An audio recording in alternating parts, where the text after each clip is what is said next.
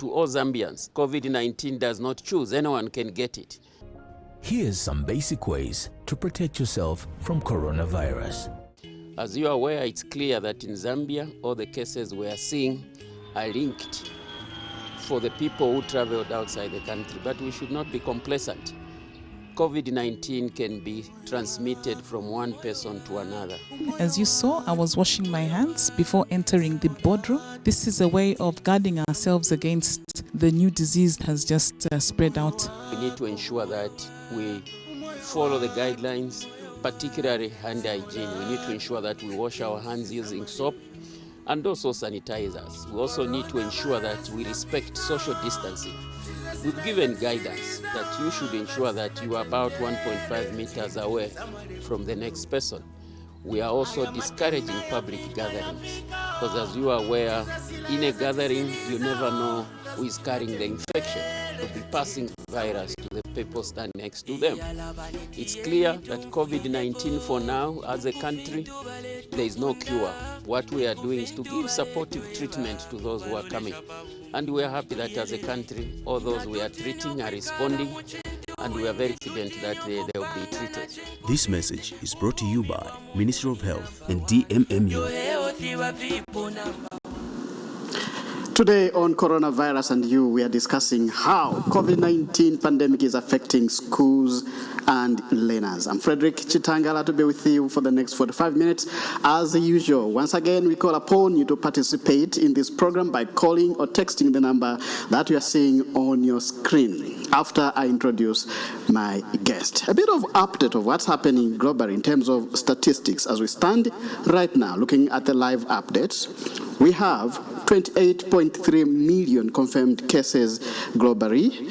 Just above 900,000 people have died, unfortunately, and we have 20.3 million recoveries, leaving us with just above 7 million active cases.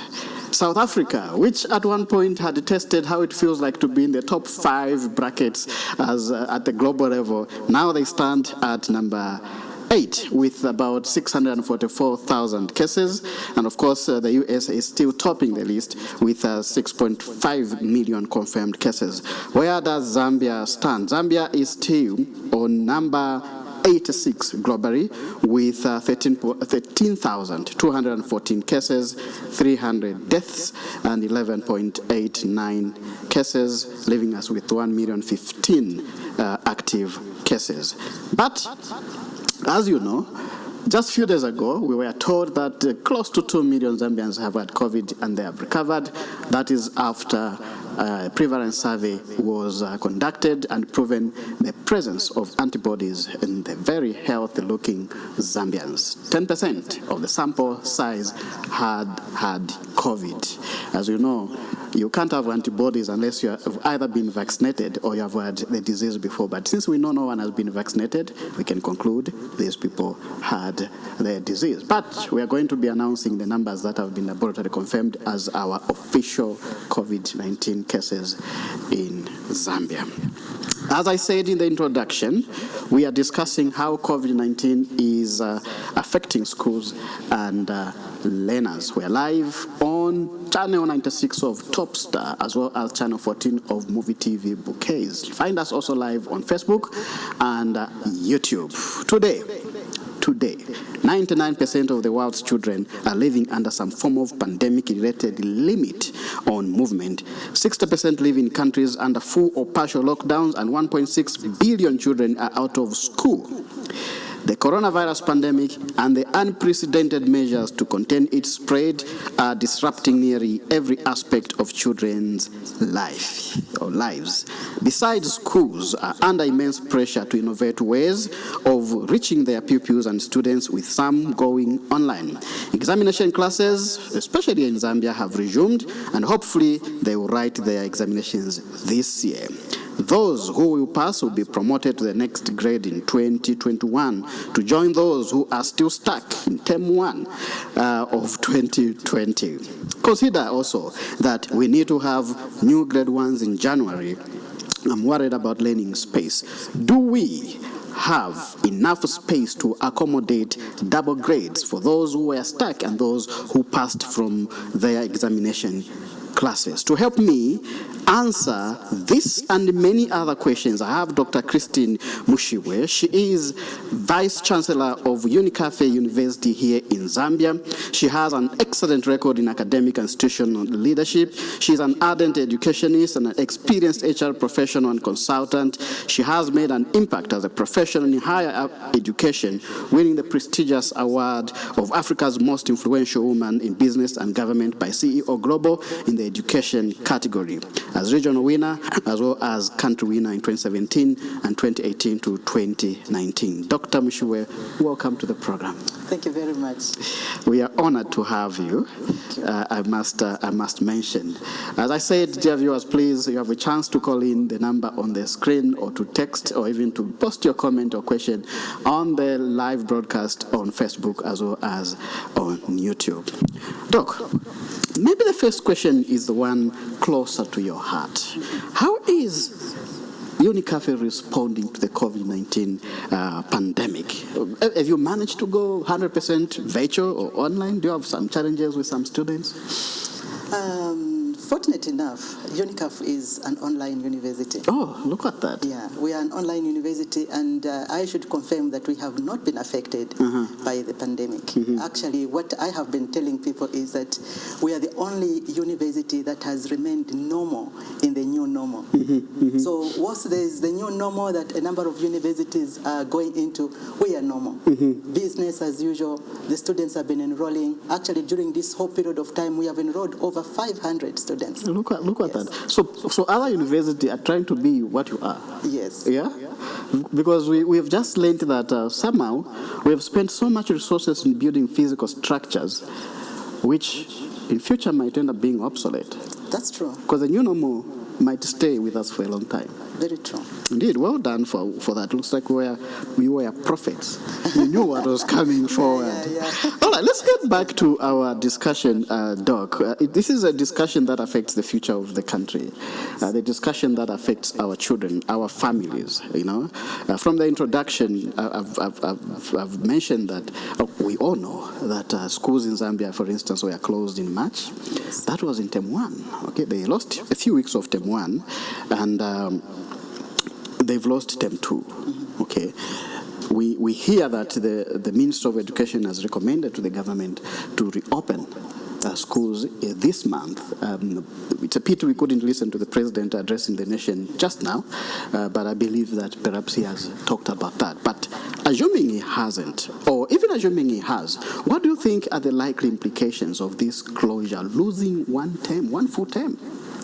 It's actually something that needs to be looked at very critically. It's a universal crisis. We cannot run away from that. Yes. And being a universal crisis, and Zambia being a developing nation, the implications could even be far worse than what we are seeing now.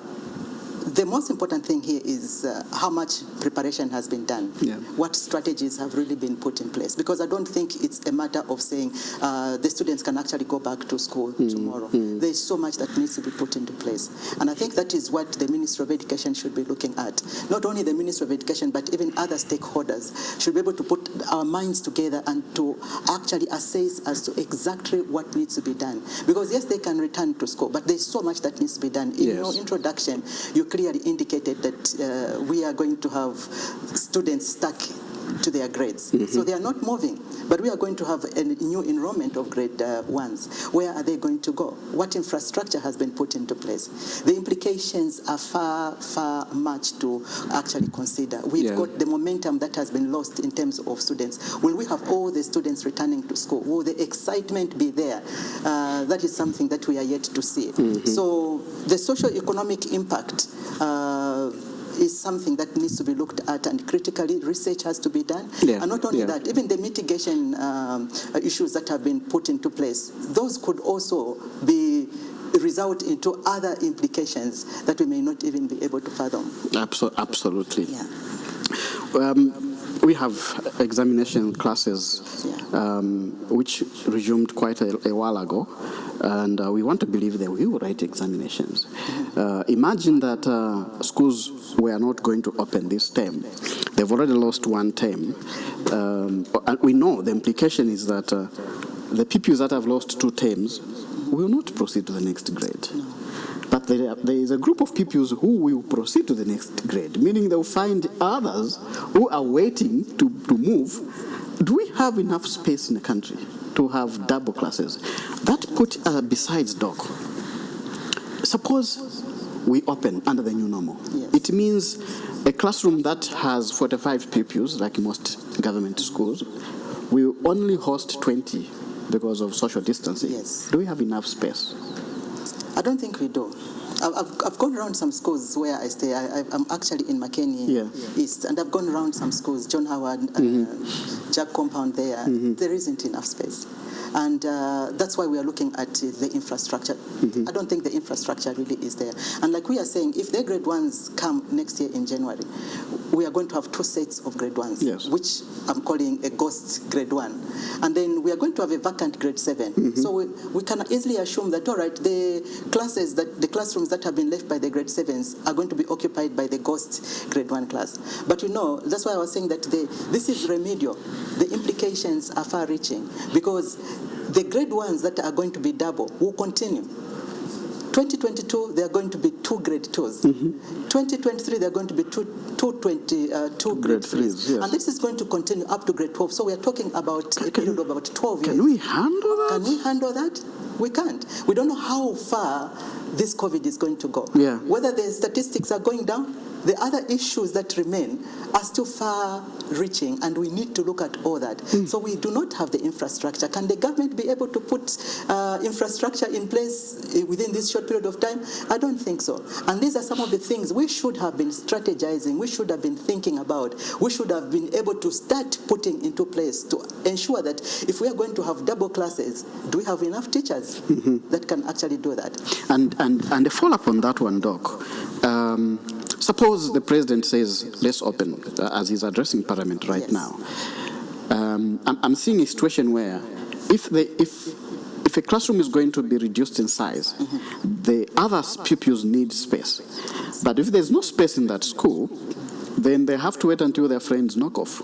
That's true. Do we have schools in Zambia who are doing both morning classes and afternoon classes, and they can take and they can have another time for this spillover a group of pupils? No, we have afternoon classes already. This looks like a crisis, isn't it? It is a crisis. We already have afternoon classes. So if we are going to say double classes, where will the afternoon classes go to?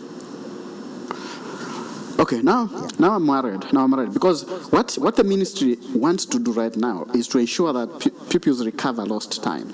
How are we going to recover lost time if we are going to already cut into their time in order to accommodate everyone? This is a crisis that we must admit we have, and even when, as we are rightly saying, we can rush into reopening schools, we must have sat down and strategized and ask ourselves, how are we going to proceed? Just because our neighbor X has opened schools, we shouldn't as well do that. But opening schools is a good idea itself, but we must have sat down, right? Yes. Yeah. Please feel free to call that number you're seeing on the screen, as well as text it if you wish.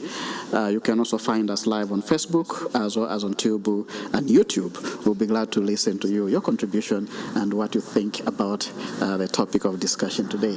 How is COVID-19 pandemic affecting school-going children as well as schools at large? Okay, I have Dr. Mushimbwe with me. She is the Vice Chancellor of UNICAF University here in Zambia, a renowned educationist, to help us answer some of these questions. Now, Doc, from your own analysis, you are a Zambian, you live in this country like all of us here. We have seen what has been happening. Do you think enough capacity has been given to teachers, especially those handling examination classes? But now, because we're talking about reopening, everyone, all the teachers, do they have enough capacity, not just to protect themselves, but also to ensure pupils are protected, but also to sensitize pupils on Yes. COVID-19? I don't think so. I think much has been done by the Ministry of Health, Yes. not by the Ministry of Education. I'm afraid to say so. I wish we could have had more from the Ministry of Education because, most of the children are falling under the Ministry of Education. When you're talking about a grade 1, you're talking up to about grade 12, you're talking about university students. Most of the things that we just have in place are the pictures, the posters that have been put in place by the Ministry of Education. I have not seen much that Ministry of Education has done. In the schools that I've gone to, the major thing that we normally just see is the bucket of water. And in fact, from the amount of water in the dish, you can actually tell how many children have actually washed their hands. Look at the masks. Some of them, with those that are wearing medical masks, you look at the color of the mask, you can actually tell that that mask has been reused several times, which shouldn't be the case. Even the ones that are made out of cloth, they're just reused every now and then. Oh my goodness. So in terms of what kind of advocacy the teachers have been involved in, I don't think it's really much. I develop goosebumps each time I see such masks being worn by some. I'm like, how can somebody even think about putting that mask? And it was white. Yeah. It is changing color, and you wonder what is going on. I've just been informed that schools will reopen. Yes. Schools will reopen. President has announced. But this also leaves us with so many questions. Yes. In terms of what is it that we have done. So I'm asking you, the viewer out there, do you think we are ready to open schools? I want my kids to be in school. Trust me, I want that. But is our school system ready for this? And you are also wishing to see your kids back in school because perhaps you can't afford online lessons or you can't afford to pay a teacher to be coming home.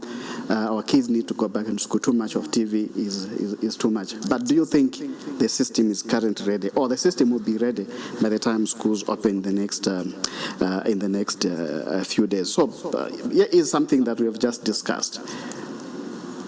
Schools, teachers do not have enough information about COVID, let alone how to protect, to ensure that our kids are safe in the system. Okay, please call back. I think you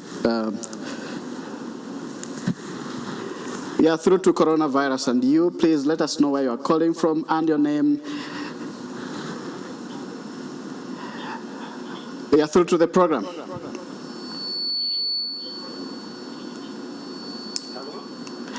Yeah, through to the program. Please go ahead with your question and contribution.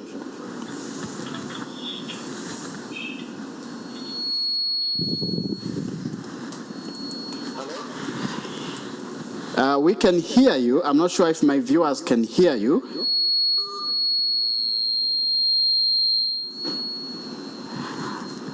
I hope it's not the problem we had last week. But please try to call back. We want to hear your views, especially on whether schools are ready, given that the president has announced the reopening of our schools. Now, Doc, as an academician, do you think it's perhaps time that the country starts considering making infection prevention lessons mandatory? Hello?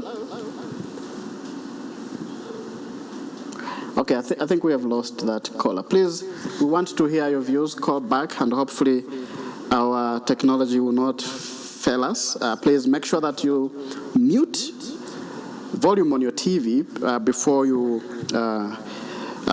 call us. Let me rephrase my question, Doc. We have had coronavirus outbreaks before.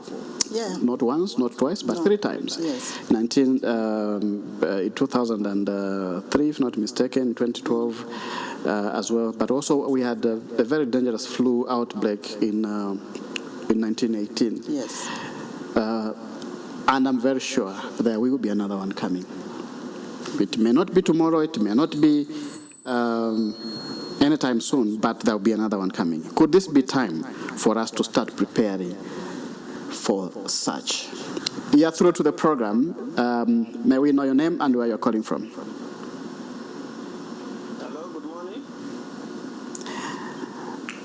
Okay, we seem to have a problem with volume. I'm going to... Am I audible?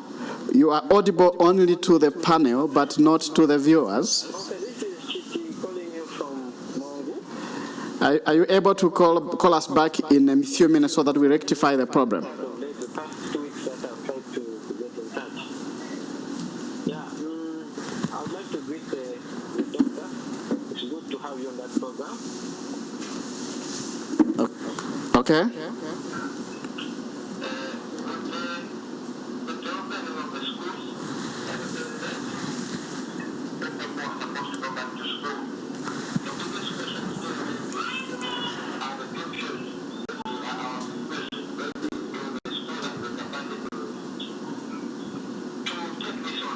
Yeah. Yeah.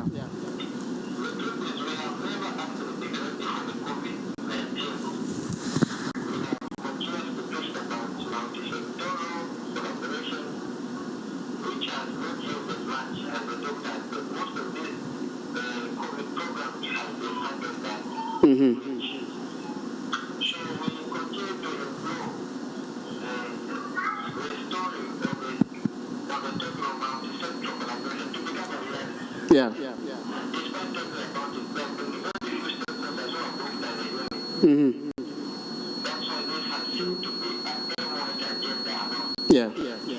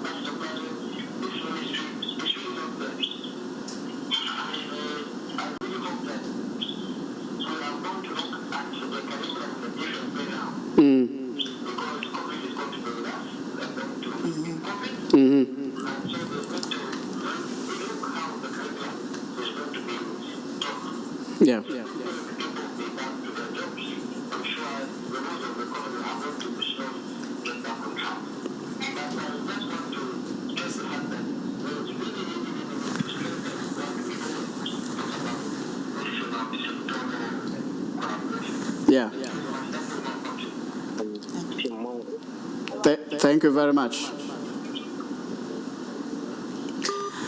Okay, I apologize.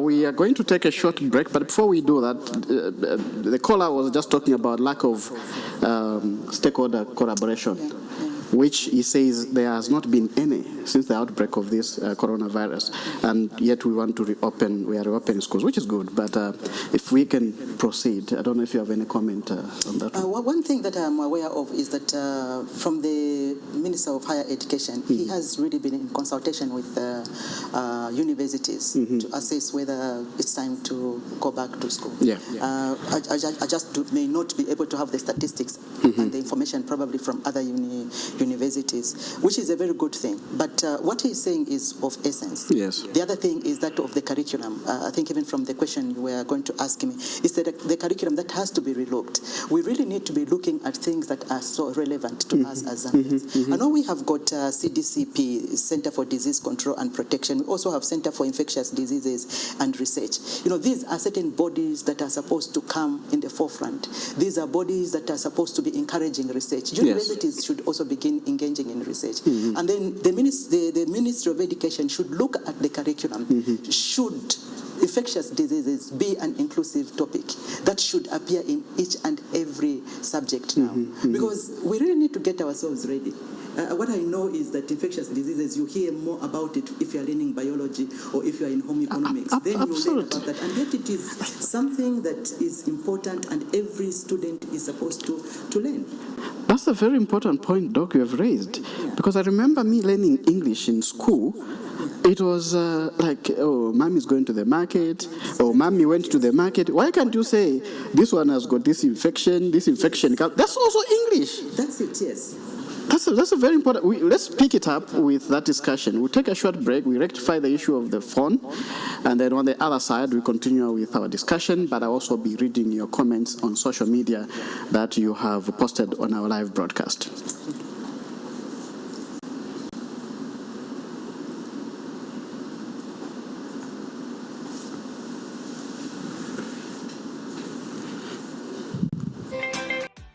all Zambians. COVID-19 does not choose. Anyone can get it.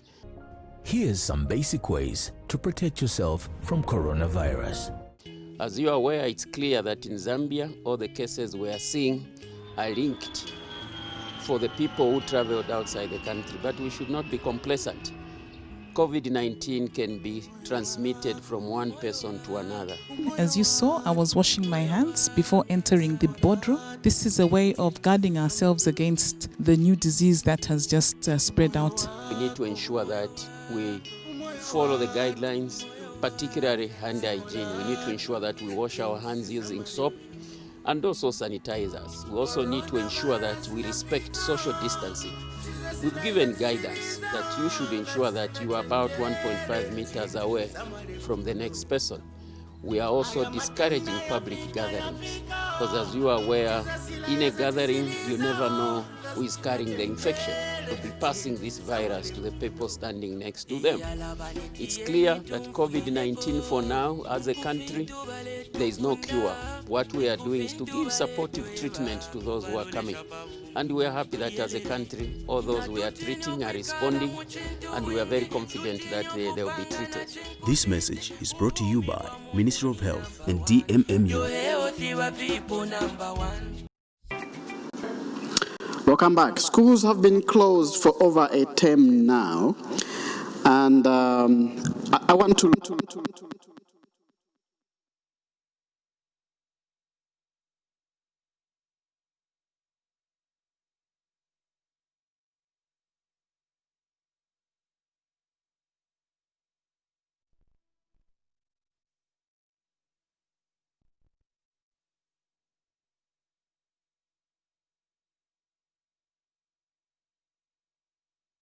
These are your answers. Sapiso Su Kwalayela says a lot of things must change.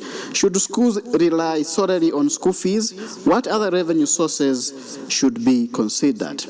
Is Zambia IT ready for virtual platforms at individual grassroots levels? Are the teachers all ready for teaching on air? What are the costs to set up systems? Who bears the cost? Doc, what do you say about Sepiso's response?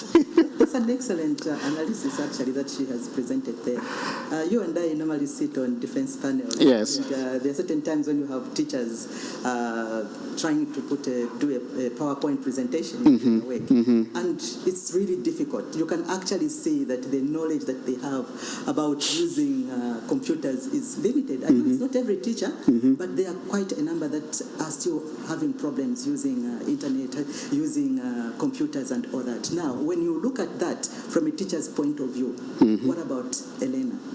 You see, that becomes problematic. Are we really ready? I know I taught home economics for almost 19 years, and one of the things that we used to teach was the use of a microwave. But never did I go to any school that had a microwave. Oh. So how did you teach? We just taught the principles of how to use a microwave. And it's the same thing happening. I've been to my village in Eastern Yeah. And if you go into the rural areas, there's no school that has got any computers. But that is what we have been doing. And the government has really tried to ensure that children can continue learning. But what have they really been doing? What we have seen on TV in most cases is they go to the school which already has these facilities. But the schools that do not have these facilities have not been shown on TV as what they are doing. Yes. You know. So are we really digitally ready? We are not. Yes. The average Zambian does not have the facilities. The internet connection is also not something that we can depend upon. Even those of us that may have the money to go on internet, it's not something that is consistently there. No. It's unreliable. It's unreliable. So we cannot use that. Yeah.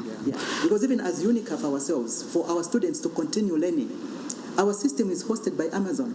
So it's not interrupted anyhow by what goes on. Oh, really? Yes, it's hosted by Amazon, and so it's an excellent system. Students continue learning, you know. Oh, wow. Simon Daka says, the questions you are raising are imperative, not foregoing the fact that some private schools around the country are completely shut down. Some teachers, especially those who take non-exam classes, have completely lost their jobs.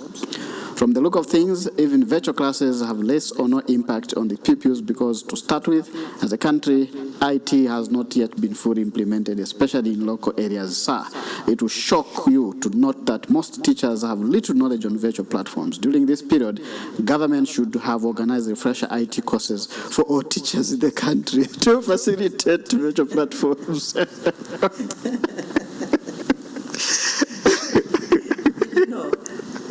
Even with UNICAF, when we are employing the tutors that should be able to facilitate the learning of our students, they have to go through an extensive online training. And we have some that have not been able to start teaching because probably for over 6 months they continue failing because there's an exam at the end of the training. And you see them failing, and you're talking about university lecturers. So it's really a very difficult situation that we're in. Like we said at the beginning, this is a crisis.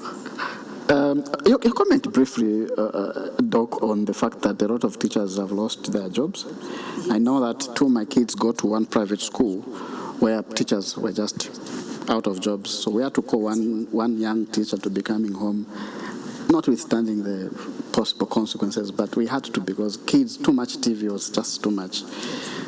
What would you say about that? It's really, these are families that are affected. I'm a landlord, and one of the tenants is a teacher that is at a private school. And 3 months ago, she came and told me she has no capacity to pay me the rent. And it's true, she has no capacity because the school has told her we are not earning any money. And if we're not earning any money, you cannot be paid. And so she's out of employment, basically, you know. And we don't know whether even after students go back next week, if it's going to be all of them, because parents may not also have the capacity to pay. Some of the parents also have lost their jobs, and they may not have the money to pay for the tuition fees that the private schools will be demanding. So the situation is really bad. A lot of people have lost their jobs. Yeah. Those that are probably still going to work, it's half salary. It's only the government workers that have continued to receive a full package. But for private institutions, the situation is really bad. And if you look at private institutions in the country, there are quite a number of them. It's a worrying state. It's a worrying situation. Notwithstanding the fact that the president has announced what he has announced, let me read what Dr. Jobix Kalumba said on ZNBC when he was emphasizing the importance of reopening all the schools in the country. In a very emotionally charged interview, he said, "Coronavirus is here to stay. This is why it is called the new normal. Life should continue as we follow prescribed health guidelines, or the economy will collapse. It is important to open schools because the Ministry of Education has put in place a teaching schedule well scripted to adhere to keeping social distance and avoid overcrowding at school premises." That's a comment on that one. It's good to be positive. Yeah, I admire him. It's good to be positive, but the reality is going to be very different. I think there's still so much that we need to do. I'm not trying to water down the effort of the Ministry of Education. What they're doing and even sending the children back to school is good because some parents have been failing. Yes. You know, even parents have failed to take care of their own children. They've been asking, when are these children going back to school? We are tired. You know, men have gone crazy because they are failing to even content themselves staying at home. So when we say, yes, the children should go back to school, I think it's a very good thing. The only thing is, are we ready to do that? Do we have the capacity? I don't think so. I think those are some of the things that we really need to have put into place. The first caller, when he's talking about multi-sectorial engagement, I think he really knows what he's talking about. There's so much that we need to know to be able to bring these children back to school. Because the situation might get worse. Look at America. You end up with the whole school being quarantined. The only thing is we're not testing schools. Ever since the examination classes went back, I don't think we have taken any effort to go into a particular school and test those children. Because the result will be that probably one school is completely infected. But we have not done that. So I appreciate what he's saying. It's good to be positive. But it's about how much preparation strategies we put. So this is what Minister of Education's most loved PS said, in continuation of what you're saying. He said, since schools reopened, or since COVID came, no student has died due to COVID-19. We thank God for that. But we shouldn't relax and say, it will be forever be like this. No, he's saying is here with us for I don't know how long. We really need not to rely on that information. If we are going to be people that are scientifically informed, we cannot be so happy and say that because this has happened, no child has died, then we should be happy and say we can actually go on. No, we need to put measures in place. Absolutely. We shouldn't be comfortable with such. Yeah.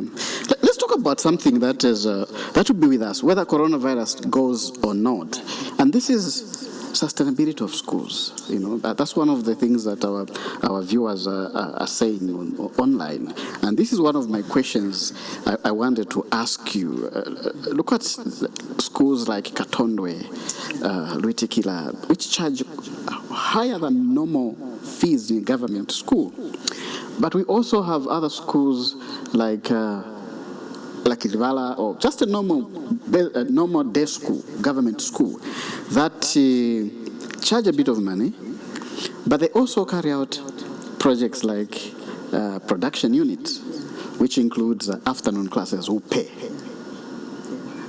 And we hear that schools are going through a very hard time in terms of sustaining their operations. What advice would you give them regarding entrepreneurship, regarding expanding their systems so they can be able to raise the resources they need for their operations? Yeah, I think the concept of entrepreneurship is also misapplied in Zambia. Yeah. Anybody wants to do a job of their own, that is called entrepreneurship. If you want to open a cantemba, that is called entrepreneurship, which is not actually, because there's supposed to be innovation that we are looking at. Yes. So even in terms of schools and what they are engaging in terms of them trying to be able to beef up their economy, I think when we're talking about being entrepreneurial, it is about what is innovative, what is creative, what are the children doing, what is it that they're thinking outside the box. Because even when we're talking about the most common, which is the production unit, I don't think that we can call that as entrepreneurial. No, it is. Unless if we go further than that the maize we are producing, we can actually can the maize. That the maize we are producing, we can even begin exporting it. Absolutely. Schools should be centers of excellence. If we are teaching them about probably, let's say, which one can I give as an example? Carpenters. Can they begin to make furniture which can even be sold into these shops? Absolutely. Then we'll be able to say they are actually entrepreneurial. But if it is just producing maize, it's just a chicken run at the corner there, I don't think that will be able to sustain the economy. There is so much that is demanded. For instance, we should be able to provide children with masks at the moment, because we know where the children are coming from. We are the same schools that have been providing meals for children. Why have we been doing that? Because we know that where they're coming from, they do not have the capacity to have a meal. So let's provide a meal in schools. But now we are asking them to provide their own masks, you see. But, if they can be entrepreneurial to a point where they are innovative, they are creative, we even begin to identify genius students who can begin to have bright ideas. Those bright ideas can even be patented. I think then we can be able to say, yes, there's an entrepreneurial effort in this. Those will be able to sustain schools. Yeah. Do you think the issue really is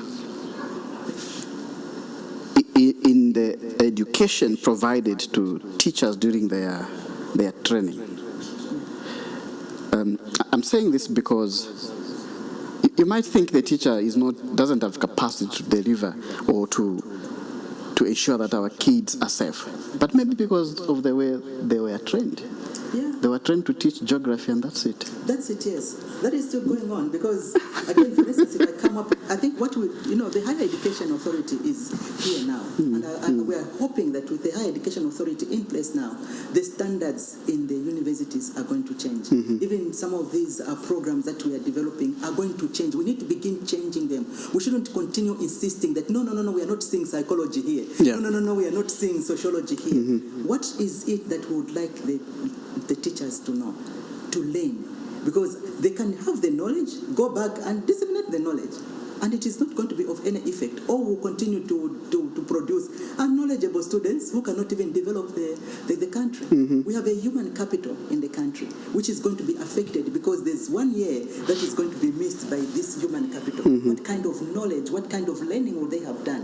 One which is comprehensive, the knowledge they have which they can actually change it because they have had an understanding.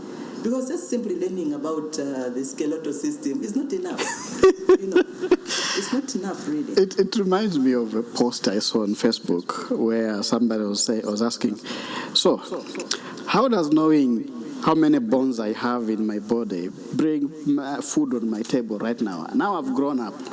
Doc, I trained as a teacher, in my early qualifications, to teach geography, to teach the highest, tallest mountain in the world, to teach the longest river in the world. Now I'm thinking, how does that help my child today to survive in this harsh economic environment? I think curriculum, not just for the pupils, but also for the teachers when they're learning how to teach, must all change. It really has to change. It really has to. It's just an overhaul that we need to have, where we change these programs. And I think we need to be ready to accept the changes that are being effected in the programs that are being offered to teachers. I think expecting the same kind of programs from each and every university, making sure that this topic is there, is not going to Absolutely. help us. No. Absolutely. Lastly, Doc, as we head towards the end of this discussion,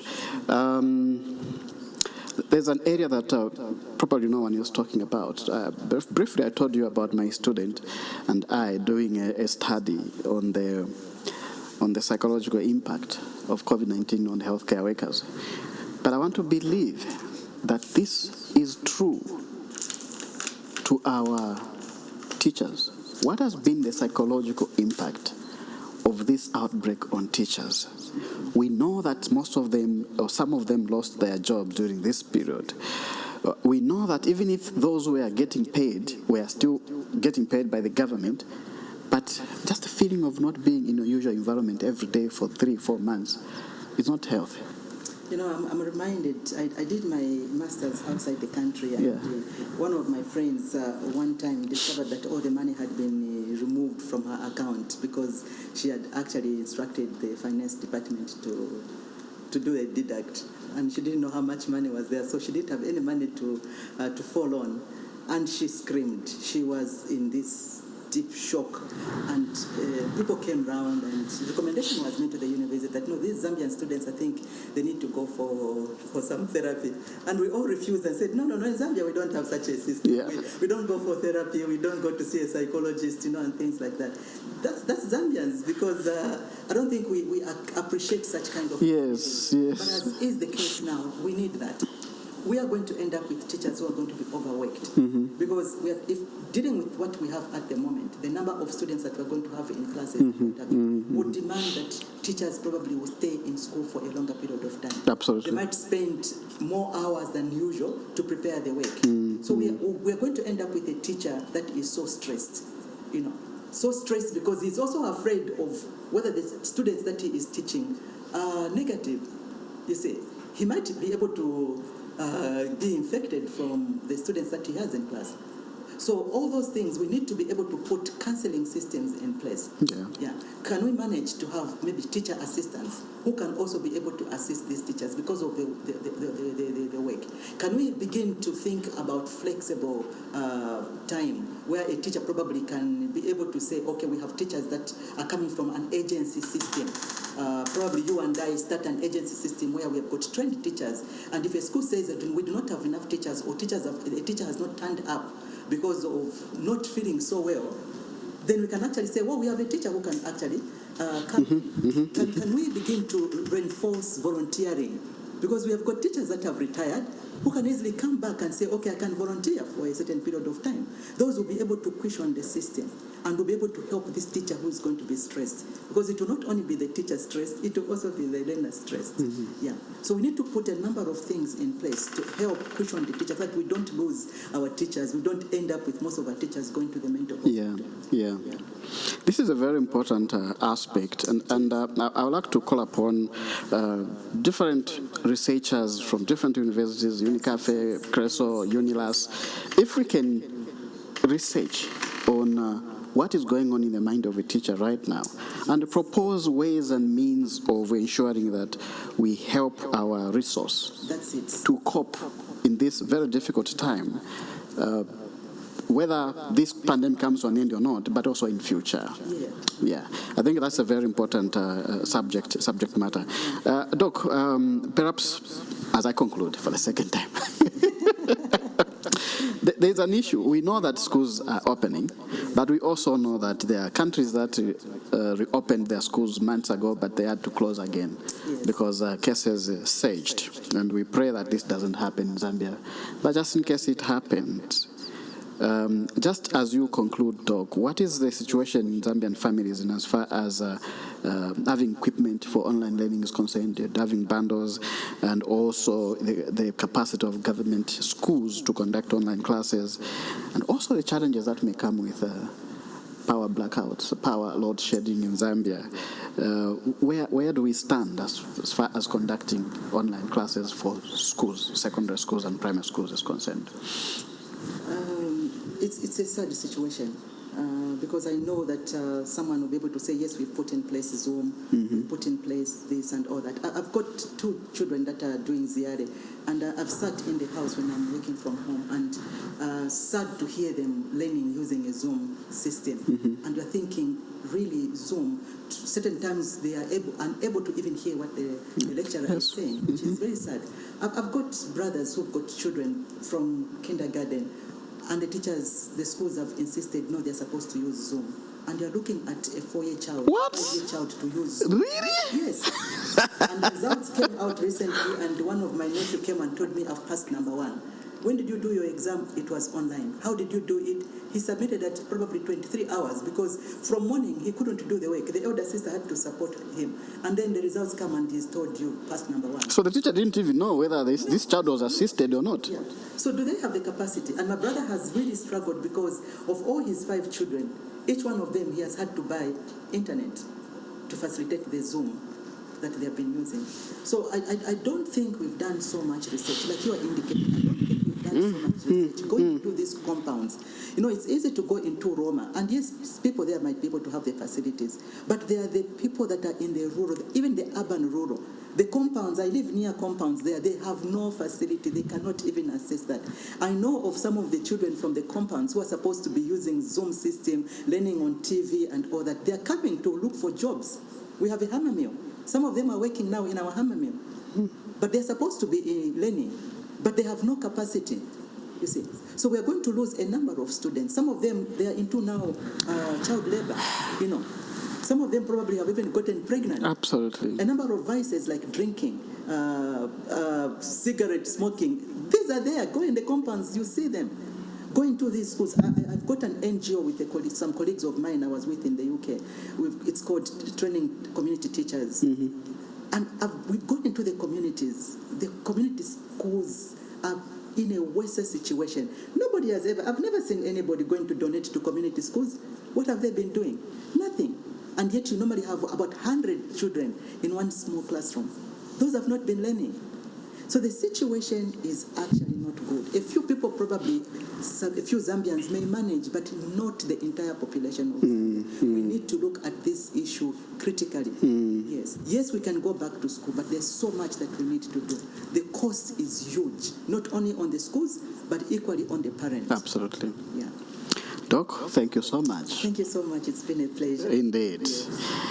If you are watching us live right now, or you'll be watching a recorded program of this wonderful discussion we had with Dr. Mushimbwe, and you think you can sponsor this program, please call that number you're seeing on the screen. We'll be very glad to partner with you in disseminating information about coronavirus across the country, but also across Africa. And Doc, also, it's a challenge to you. How about putting UNICAF advert on this program? UNICAF is the one that is going to be at the back there. Yeah, on the screen, that screen where just scrolling something. That would be a very nice advertising spot. I'll be speaking very well. Indeed. So it has been wonderful having you, Doc. And obviously, we know that your door is always open for us to come back and feature you again on this discussion. So that is it on today's discussion of coronavirus and how it's affecting you. We're discussing the impact of COVID-19 on the school system as well as the learners. Next week, I'll be discussing what it means to have 10% of the Zambian population having had COVID and you and me never even knew about it. watch out. This will be another hot topic. Until you see me again, as I always say, please remember, your health is your choice. Bye-bye.